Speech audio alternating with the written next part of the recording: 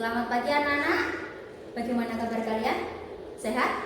Alhamdulillah. Saya juga sehat hari ini. Nah, karena kita sama-sama sehat, semoga pembelajaran hari ini berjalan dengan lancar. Sebelumnya kita baca basmalah dulu ya. Bismillahirrahmanirrahim. Oke. Ada yang tidak masuk hari ini? Siapa? Oh, bagus, tidak masuk. Oke. Bagus tidak masuk ya. Kenapa bagus tidak masuk? Sakit? Oh ya. Sudah 2 hari? Oh ya. Sekarang kita sebelum mulai pembelajaran, bagaimana kalau kita awali dengan yel-yel biar kita lebih semangat lagi? Siap? Masih ingat kan ya? Oke. Yang pertama kemarin apa? Yang pertama adalah aku cinta bahasa Indonesia. MTSL 1 Bojonegoro? Yes, yes, yes. Oke. Kita ulangi ya. Aku cinta bahasa Indonesia. MTSL 1 Bojonegoro? Yes, yes, yes. Oke. Sekarang sudah semangat, kita mulai pembelajaran yaitu teks cerita pendek. Nah, cerita pendek itu kalian sudah sering mendengar? Sudah pernah baca cerita pendek? Oke, cerita pendek itu sering kita lihat atau sering kita baca di mana? Bisa di buku, bisa di majalah, bisa juga di Wattpad atau di platform lainnya. Tinggal klik HP-nya, kita sudah bisa membaca cerpen. Nah, sekarang silakan dilihat di sini. Nanti kita akan belajar tentang mengidentifikasi unsur pembangun karya sastra dalam teks cerita pendek yang dibaca atau didengar. Nah, unsur pembangun karya sastra ada apa saja sih? Ada yang tahu? Ya, oke, tema, kemudian tokoh, penokohan, alur, ya, kemudian ada lagi sudut pandang, ada lagi latar atau setting, terus ya, amanat atau pesan pengarang. Nah, kalau kalian sudah mengetahui, sekarang kita lihat di sini tujuan pembelajarannya apa? Mengidentifikasi, jadi kalian nanti bisa mengidentifikasi atau kalian dapat mengidentifikasi unsur pembangun karya sastra dalam teks cerpen yang dibaca atau didengar. Yang kedua yaitu kalian bisa menganalisis unsur-unsur pembangun karya sastra dengan bukti yang mendukung dari teks cerpen yang dibaca atau didengar. Jadi nanti ada contoh cerpen, kemudian kalian bisa mengidentifikasi mana itu temanya, mana itu tokohnya, mana itu latarnya. Nah, begitu ya. Sekarang kita lanjutkan. Pengertian cerpen. Karena kalian sudah pernah membaca cerpen, inilah pengertiannya. Cerpen adalah atau cerpen merupakan karangan fiktif yang sebagian kehidupan seseorang atau kehidupannya diceritakan secara ringkas dan fokusnya pada satu tokoh. Jadi berbeda dengan novel. Kalau cerpen itu lebih singkat, jadi dia lebih ringkas. Tetapi kalau novel ada perubahan tingkah laku, ada perubahan nasib dari tokohnya. Sedangkan untuk cerpen tidak ada. Nanti kita bisa lihat ciri-ciri cerpen itu bagaimana. Ada yang tahu? Ya, tidak lebih dari 10.000 kata. Ini cerpen itu bersifat fiktif, jadi dia tidak nyata. Nah, kalau misalnya dari kisah nyata bisa, tetapi kan waktunya juga berbeda. Kemudian tokohnya juga sifatnya berbeda. Panjang cerpen kurang dari 10.000 kata. Kemudian habis dibaca dalam sekali duduk. Jadi ketika ini berarti menandakan kalau singkat. Kemudian hanya ada satu peristiwa yang menguasai jalannya cerita. Misalnya kalau kamu membuat cerpen atau kalau kamu membaca cerpen, hanya kisahnya di sekolah, ya sudah, ketika jam istirahat misalnya. Kemudian terdapat konflik tetapi tidak sampai menimbulkan ini perubahan nasib seperti yang saya katakan tadi. Kalau menimbulkan perubahan nasib nanti namanya novel. Yang terakhir ya ada ini hanya terdapat satu alur saja. Jadi alurnya bisa maju saja atau mundur saja. Kemudian perwatakan atau penokohan dilukiskan secara singkat, jadi tidak ada sifat seseorang atau dalam tokohnya itu yang terlalu nanti ada berubah gitu. Oke, kita lanjut. Ini dia unsur membangun dalam teks cerpen. Ada namanya unsur intrinsik. Unsur intrinsik itu dari dalam, jadi dari karya itu sendiri. Kemudian yang ekstrinsik, jadi unsur yang berada di luar karya sastra, tapi secara tidak langsung mempengaruhi bangun cerita sebuah karya. Jadi kalau misalnya intrinsik itu contohnya apa tadi? Ya, ada tema, ada alur, ada tokoh, ada penokohan, sudut pandang, amanat, itu masuk ke intrinsik. Sedangkan ekstrinsik itu ada biografi atau latar belakang dari pengarangnya. Kemudian ada kalau ekstrinsik itu ada nilai-nilai moral, ada nilai sosial dan seterusnya. Nanti kita bahas. Ini unsur intrinsik dari cerpen, tema, latar, tokoh ada 3 ya. Ada protagonis, antagonis dan tritagonis. Selanjutnya penokohan atau watak itu nanti di dalam sebuah cerpen atau karya sastra ada tokoh, kemudian akan dilihat di situ wataknya atau tokohnya, karakternya bagaimana. Kemudian alur atau jalannya peristiwa atau urutan peristiwanya. Sudut pandang atau point of view itu ada bermacam-macam. Yang pertama di situ ada orang pertama. Kalau sudut pandang orang pertama itu ditandai dengan aku, saya. Kalau orang pertama pelaku sampingan itu ada ini. Pengarangnya itu mengetahui seluk-beluknya dari peristiwa yang terjadi pada tokoh. Nah, yang ketiga serba tahu. Dia kemudian bisa pakai nama orang atau dia pakai itu juga boleh. Kemudian yang ini sudut pandang orang ketiga sebagai pengamat. Jadi di sini pengarang menggambarkan sesuatu yang ia dengar, yang ia rasakan dan yang ia lihat. Kemudian yang bisa dialami oleh tokoh itu pengarang tahu. Selanjutnya amanat atau pesan yang ingin disampaikan. Jadi setiap karya itu harus ada amanat atau pesan yang ingin disampaikan. Bisa pesannya itu implisit ataupun eksplisit, terlihat atau tak terlihat. Nah, sekarang ini unsur ekstrinsik cerpen. Ada bahasa, latar belakang dari pengarang, kemudian nilai yang terkandung dalam karya sastra. Nilainya apa saja? Ini ada nilai moral, nilai kehidupan yang berkaitan dengan akhlak atau budi pekerti. Kemudian ada nilai sosial, yaitu nilai yang berkaitan dengan norma atau aturan yang berlaku di masyarakat. Kemudian nilai religi atau keagamaan. Nah, nilai berkaitan dengan kehidupan beragama.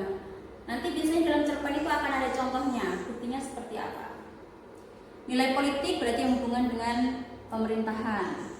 Nah, sekarang ini silakan dilihat. Ada contoh cerpen, judulnya Untuk Sahabatku. Ini ada contohnya, nanti dibagi ya.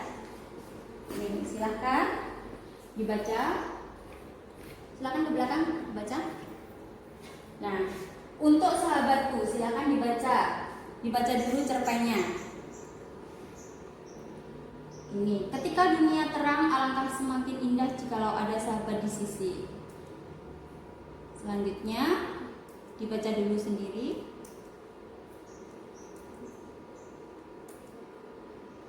Saya beri waktu 5 menit, silakan dibaca dulu ya.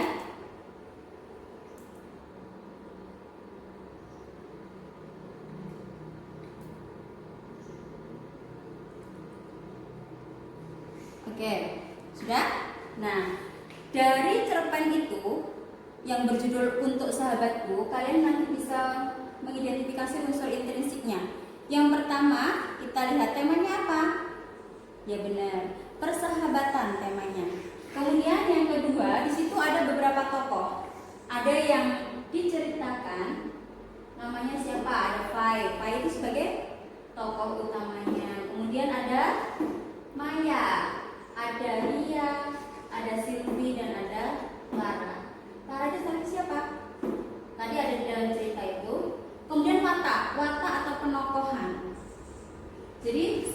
tokoh yang ada di dalam cerita, nanti kita harus menentukan atau kita harus identifikasi dulu wataknya itu seperti apa. Contohnya seperti ini.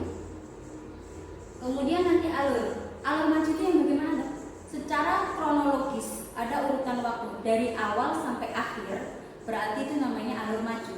Tapi kalau dimulai dari bagian akhirnya, misalnya kamu dari awal berangkat sekolah sampai pulang sekolah diceritakan, itu berarti alurnya alur maju. Tapi kalau dari cerita pulang sekolah, kemudian kamu mundur dari tadi waktu istirahat sedang apa, kemudian dari bangun tidur lagi, berarti itu alur mundur. Oke, paham ya untuk alur ya? Selanjutnya, nah, latarnya di mana nih tadi? Ya, ada di asrama. Kebetulan sekolahnya itu ada asrama, jadi tempatnya di asrama. Itu untuk latar tempatnya. Latar dibagi 3. Yang pertama latar tempat, kemudian latar waktu, dan latar suasana. Silakan dilihat di sini, tempatnya itu ada di asrama. Kalau di sini di asrama itu di mananya? Di kamar. Tadi ada toh? Di asrama itu tadi ada di kamar Silvi. Di perpustakaan, tadi perpustakaan waktu bersama siapa? Tadi ada Fai, kemudian ada siapa? Ya, ada Maya dan ada Ria di sana tadi. Kalau di kamar Silvi tadi ada siapa? Ada Silvi, ada Fai. Lara tidak ada, tetapi dia ada di dalam ceritanya. Waktunya siang hari. Kemudian suasananya mengharukan. Kok bisa suasana mengharukan? Tadi kan agak sedih. Ketika si Fai merasa bahwa dia tidak punya teman, kemudian si Luffy juga begitu. Akhirnya mereka sama-sama curhat dan ada yang nangis, bukan berarti mengharukan. Kemudian yang keenam adalah sudut pandang. Kenapa sudut pandang orang pertama? Di situ sudah diceritakan aku. Berarti ada tandanya tadi. Ditandai dengan aku. Kata ganti orang pertama. Amanatnya atau pesan yang ingin disampaikan pengarang. Sebagai makhluk hidup, kita harus percaya adanya Tuhan yang selalu menemani umatnya dimanapun berada. Jadi meskipun kita tidak punya teman, tapi kita punya apa? Allah, punya Tuhan sebagai teman kita dimanapun kita berada. Oke, sampai di sini ada pertanyaan? Tidak ada? Oke. Kita lanjut ya.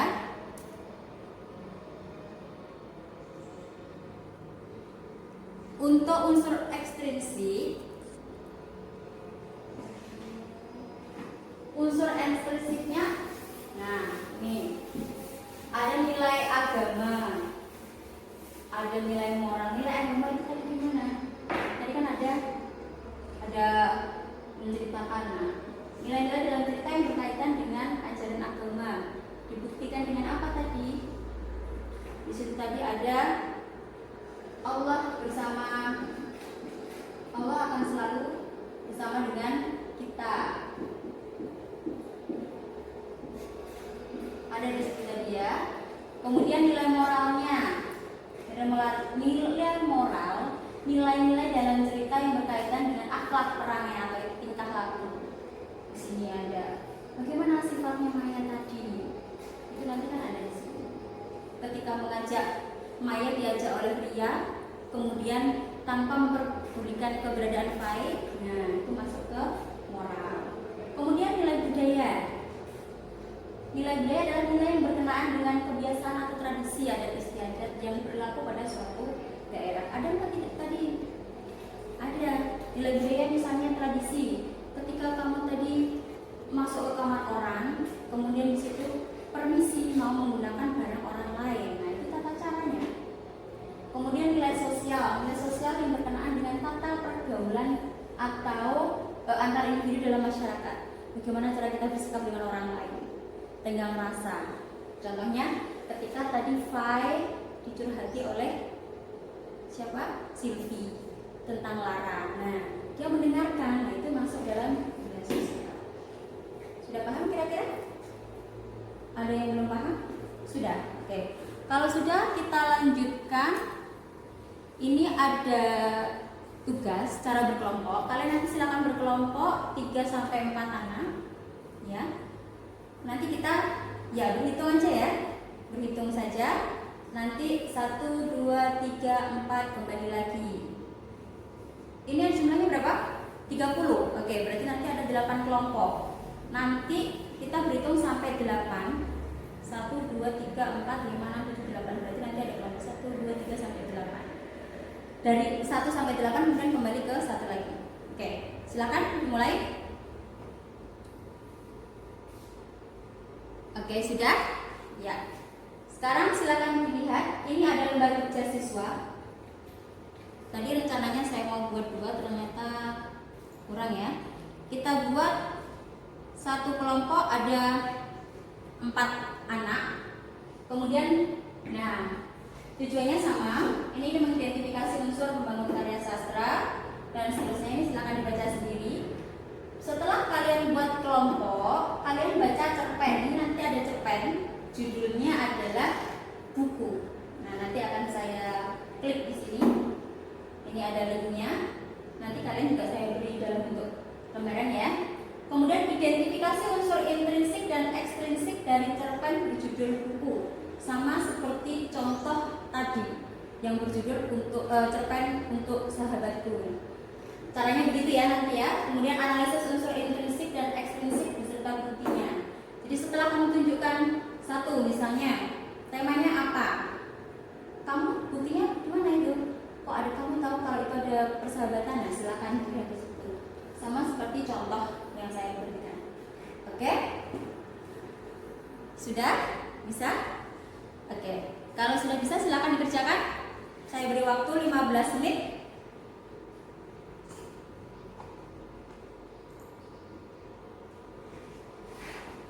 Sudah selesai? Ya, silahkan dibaca di situ saja. Kelompok 1 silahkan dibaca hasilnya.